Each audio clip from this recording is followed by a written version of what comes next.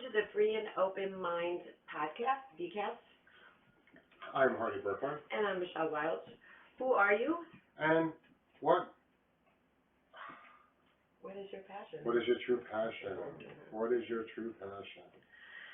So the last few episodes we talked about change, boundaries, and consent. Last time we actually gave some personal stories of change, and that change is more involved than just a singular thing. It involves the whole, your life, the way you see things, the way you people see you, the way you see people, and life in general. The way people perceive you. The way people perceive you, yes, very true. So that's what we're going to actually touch on today is perception, right? Yes, we're going to talk about perceptions while you're being your true self and what you should try not to create and what you should try to create. Okay, so what happens if, like, because I'm in the fetish community, there's a lot of people that have double lives. A lot of people are married, and they have this vanilla life where they're married, they have kids, they're a father, and all this other stuff, but then they have another whole side of them that's completely different than that, and they don't mix the two. Why are they choosing not to mix the two?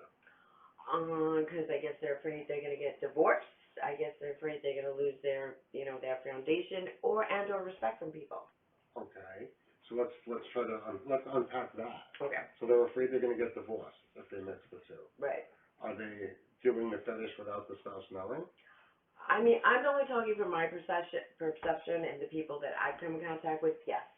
So if they're doing that, there's fundamentally a trust that doesn't exist, and that there's already a preconceived notion that they're putting on the situation, and they're creating a perception of how the other person is going to react to them when they talk about this part of their life. And why would I want to be married to someone that I couldn't have those conversations with? So, yes, is divorce inevitable? Yes, because in all honesty, they're creating a fictitious version of themselves to make somebody else or something else happy. Right. Okay. But people are afraid. Like we were talking about, like money, like why people don't want to quit their jobs because they're afraid they're going to lose their money. So people are afraid to lose that stability. But is that stability? Is that and stability? In their perception, yes.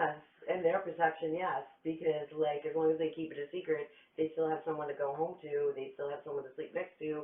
They still have. Unless that gets found out, or somebody slips up, and somebody has way too many things to drink, and somebody says something. Right. Well, I mean, I'm a true believer that you really should be honest and true with yourself. Like regardless of the consequences of what's going to happen, because at the end of your life, are you going to be like, wow, so I had these two lives, and like, was I really happy?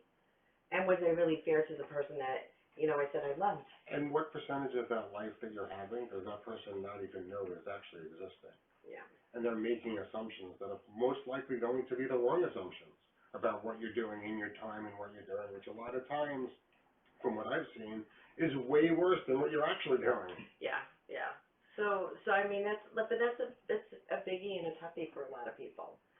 I mean, like I just been talking to this one guy, and he's married and he's in a completely vanilla relationship. They haven't had sex for years and he is completely honest. He cannot get a hard on with her. Okay. And so, like, I don't know if it's her that's wanted to say or him that's wanted to say, or they decided to say, fuck it, let's just stay married. But there might be reasons to stay married, but have they had the discussion about, like, do either of them want to have sex?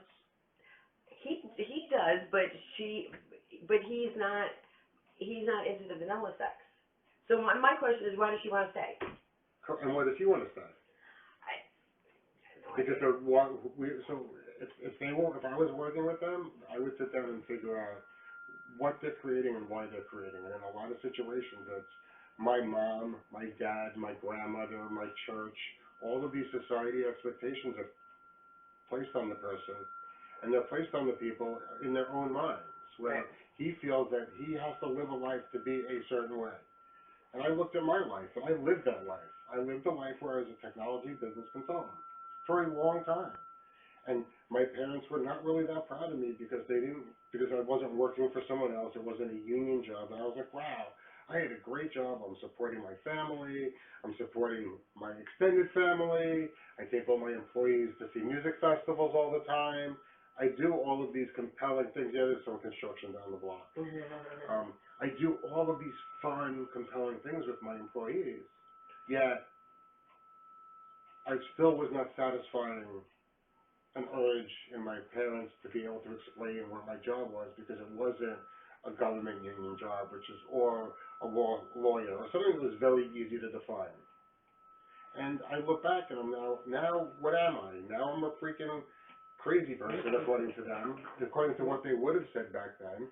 But now she can actually explain what my job is, Right. which is kind of weird. So is it really about her, or is it about what the people that she comes in contact think?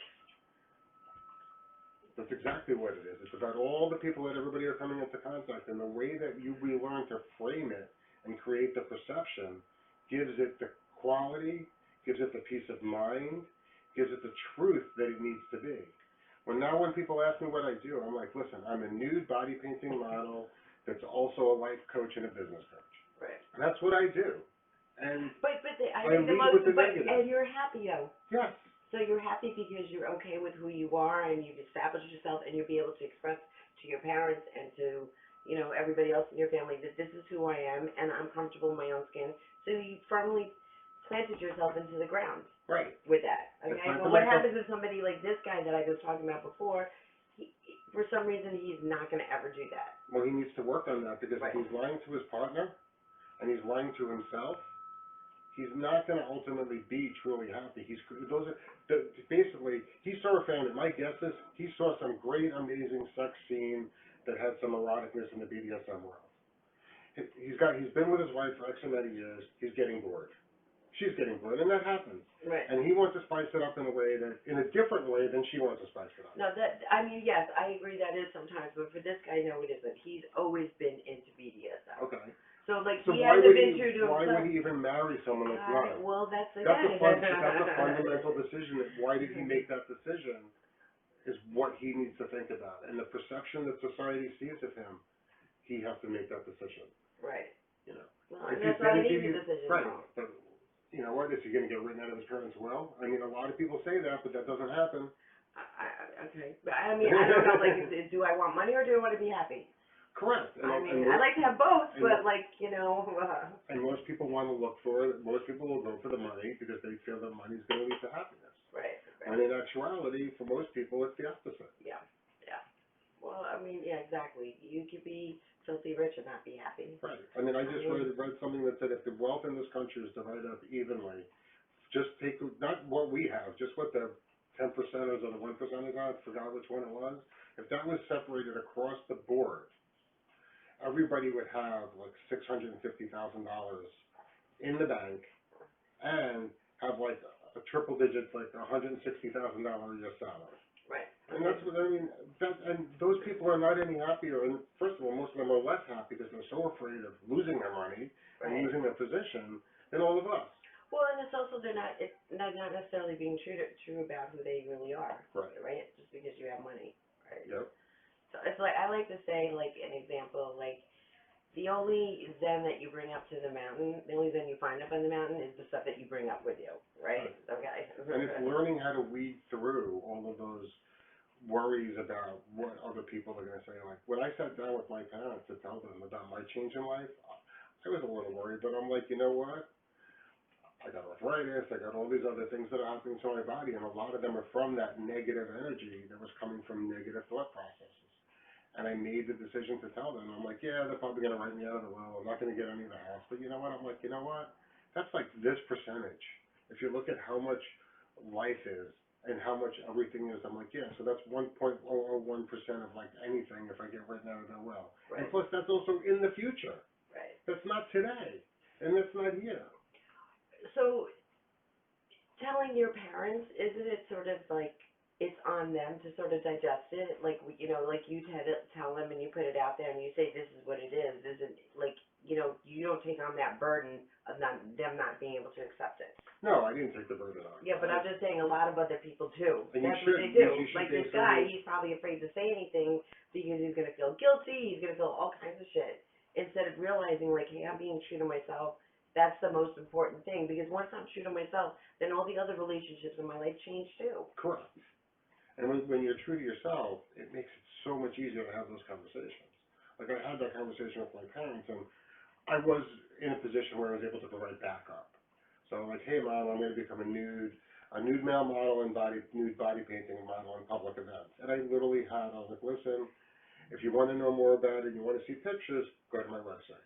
Like literally, I had pictures of me up on the website for a time being during this period of me literally buck naked, body painted a couple of different times in Times Square. So she can go see what it was. And then I had a link to when I was nude when she first saw me on Pixel 11 News. So I made sure that she was able to grasp what it was. So there wasn't some thing that I was creating the perception. I was giving her the facts and as much detail about what I did. And then when I said I smoked marijuana, I gave her the case that I smoked it for. I gave her my prescription. I gave all of the details. I presented all the accurate facts with backup information to them. So, and then I said, you know what? Go ahead and absorb it.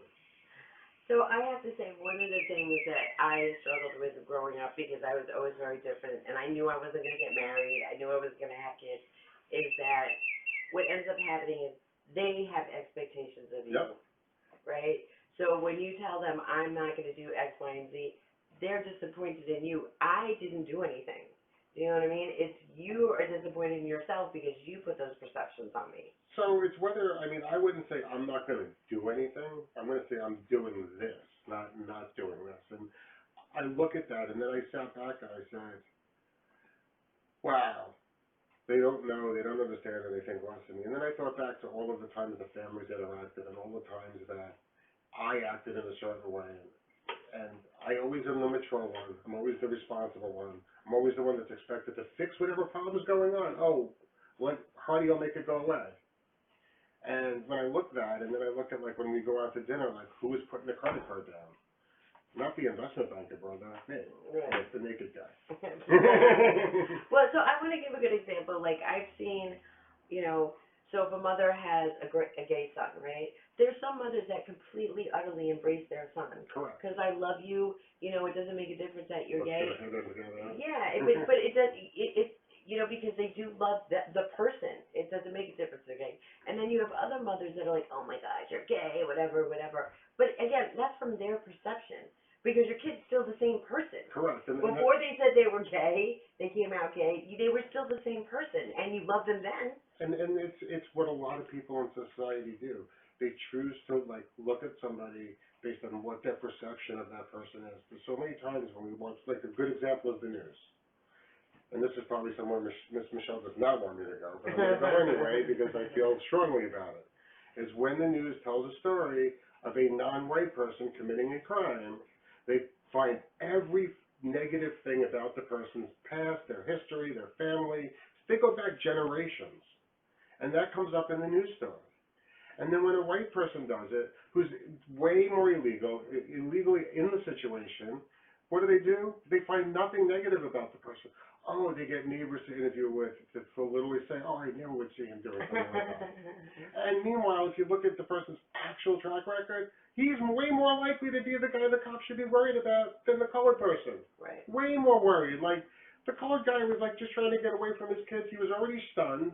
He probably couldn't pick up the knife, which was somewhere under the floorboards that they found later. You know, I mean, again, let's go. Well, but it's a good point to bring up because that's part of, you know, Black Lives Matter. Part of their, you know, their beef and what they're saying is that like this has been generations and generations of people sort of like not being brainwashed, but just told stuff in their perception of black people. You know what I mean? So you grow up with this perception that they're bad people when they're just people just like everybody else. I mean, there were sports reporters that were talking about the stories from the point of view of making the same statements that I did, and they were pulled off the air. Like, they're gone. You can't find their story. Their video clip is off of the YouTubes because the channel pulled it down. Not Google, the channel. And then the channel blames Google. So as a person, you need to do research, right? You need to not take one news program at face value. You really need to do your own research and look at it not as a color thing, but look at it as a person thing. Right. Right? And but that's hard for people. And it's the same thing when you're coming out from being gay or coming out from someone in the fetish community. You have to look at it from giving people the information in a positive way. Right. And if you give people information in a positive way, 99.9%, they want to like you and they want to accept you most of the time. Right, right. Well, I mean, they don't have to accept you, but they also shouldn't like rag on you either, and they shouldn't like judge you just because you're into like fetish stuff, right? Right. Or if you're gay or any of that stuff. Because when you have Because you're still the same person. and they You know, probably you're still the same person. yeah, and they probably have some little weird, crazy fetish, or I don't know if they might not call it a fetish. They have a weird preference or a weird habit or a weird pattern. Maybe they like sneeze on their pillow every night or something like that. Everybody has something that they do. It's whether society has put a definition or a construct or a fear around it. A lot of the reason that we put these constructs on things is because somebody is afraid of it. Somebody didn't have a good experience. Somebody didn't know how to vocalize something. Or somebody, maybe your parents really wanted to live the life you really are having and be free, and they couldn't. Right. And that happens a lot. I mean, I would never want to be a kid whose parents are living vicariously through them, but good luck with that. I mean, it does happen a lot. It does. A lot of what motivates me in my life is that, you know, I feel like my grandparents, especially my grandmothers, never really got to, like, live their life.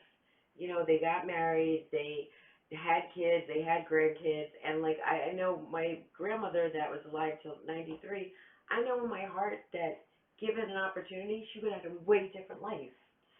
She would have had a way different life, and I think she really wanted to be free, and she wanted to be, you know, that wild woman, that the life that I'm living now. Right. And so that sort of motivates me to live, to do it for her. But I just, you know, I saw that, even as a young kid, I noticed that about her. You know, that she was just really complacent, like, it's almost like she gave up. Yeah, and a lot of people do, and that's why it's really important when you want to tell your story and you want to convey who you are and what you want to be to your spouse, to your mother, to your father, whatever it might be, to your friends, and you want to expand that comfortable zone of yours instead of it being something that, great, I love this, but I can only do it with $7 that I'm paying because my wife doesn't accept it. I haven't even told her about it. Right. Where instead, let's expand that circle. Let's start expanding that circle. Right. But when we expand that circle, let's make sure that we're creating proper, positive, safe perceptions where we're telling the full story and we're giving them the information they need so they don't bring their own negative perceptions and society's connotations to the table. Because when I go tell people, like, when I love Firefly because it feels great, it's really great for my muscles, it's a great muscle massage, basically.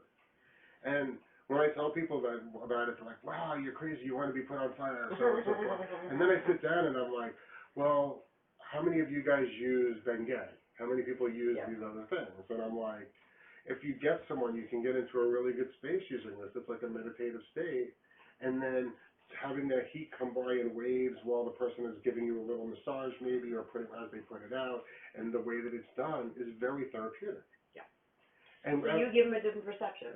Right, and now everybody's like, oh, I would love to try that, or I want to see that. And then we started bringing that to my parties, and that was like everybody would line up for it, where the first time it was like, oh my God, nobody. And then when I explained it to people, and I changed the perception, now it's not, oh my God, the whole whatever. And I have vanilla people now that want to try it. Right. You know, they're like, oh, I'll come to a party to try that. No, but I have to say, I think sometimes that you should be discretionary about who you share, who you tell it to, because some people are just not gonna get it. They're just not. Right. But you also have to decide what's the relationship that you have. I feel that I'm better off telling people something so they are not surprised and I don't have to keep a secret around them about what I am and deal with the consequences or the reactions that they're going to bring to the table at that time and work through it. Because it might be that I might lose my biggest customer in the world, which has happened to me. I mean, I've lost major customers because I've been naked on TV. And I've made a decision that my being able to only operate in a factual world because I do certain substances that prevent you from remembering things all the time.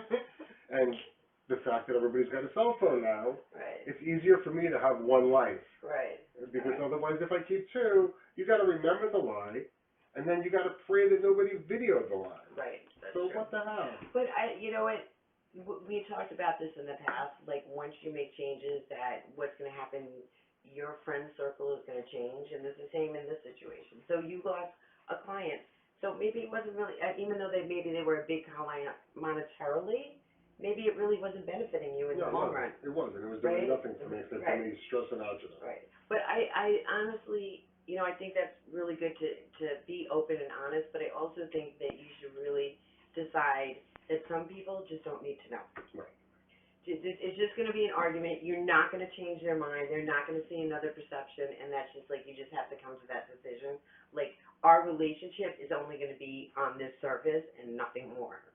Correct, but you just have to be prepared that with today's day and age, they're going to find out about it. I mean, and that's on them.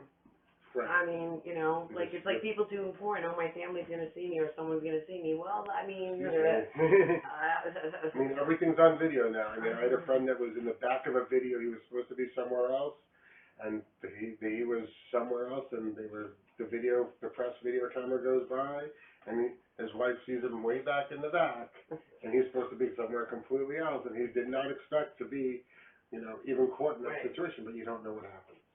So you have to be prepared that if you are not going to be honest with people, that at some point they might find out.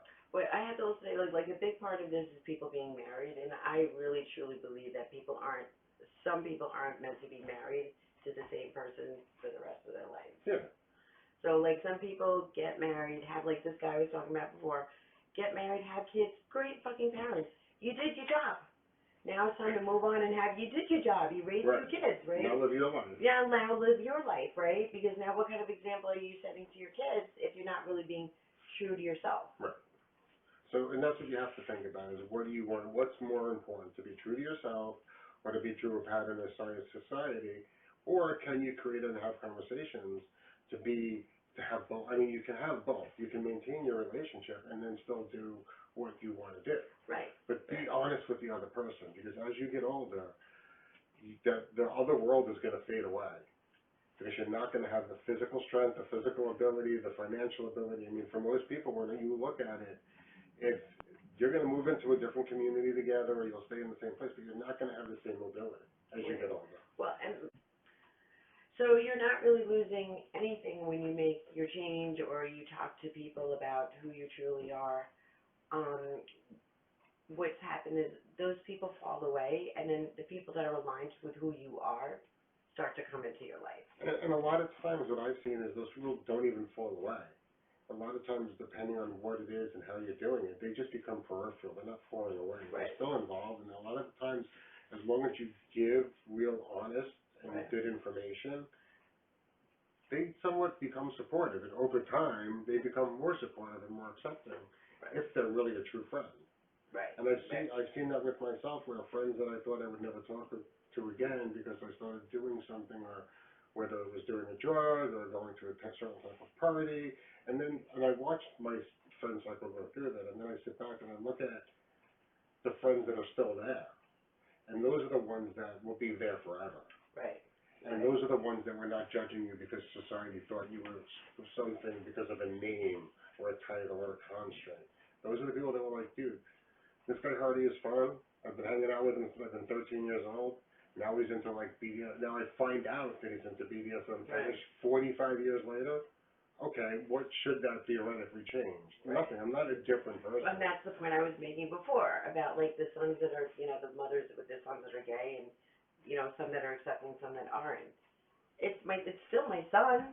Just because like he gets off sexually in a way that doesn't, is not okay with me. Like, what's the difference? He's still an amazing person. I still love him no matter what. Right. And you have to look at the point of why are you judging someone that you've known. What do you think the person switched to? Right. So there's no light switch. Right. It's something honestly in the end it's something within you that like you can't accept it. It's not like you can't accept your son. It's something within you that you can't accept someone being gay. Correct. And it's a lot of times it's your fear of your own self. Yes. As far as what you perceive, what you were taught, the way you were treated, whatever. I mean, we can go on and on, but that's for you to look at with your life coach and your therapist. Right. But I mean, fundamentally, like, why are you judging someone? Why are you creating your perceptions on what they are when you can frankly just ask them for really good information? And if you have those conversations with people, you're going to build a way better, stronger bond. Yes, to be honest with yourself and with that person. Right. Did we give a shout out to our sponsor? Flow Juggle. Yes. FlowJuggle.com. Hopefully they'll check out their video right following this podcast that we're going to be inserting in. And the other sponsors, Rev Up Your Resume. Okay. Anybody needs their resume done, feel free to check in the show notes for the URL. And is the Sharktress still offering her discount? Yes, till the end of the month, I think. The Sharktress, if you go back and look at previous episodes, she's given a special discount to people that use the Hardy Brooklyn name.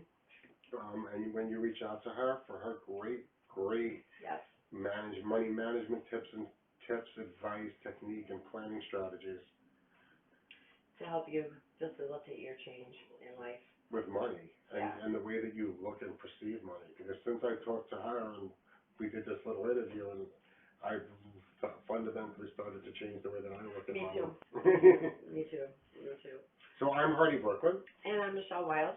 The Free and Open Mind VCast, where Who are you? and what is your true passion? And I got it right. You did it. Thank you.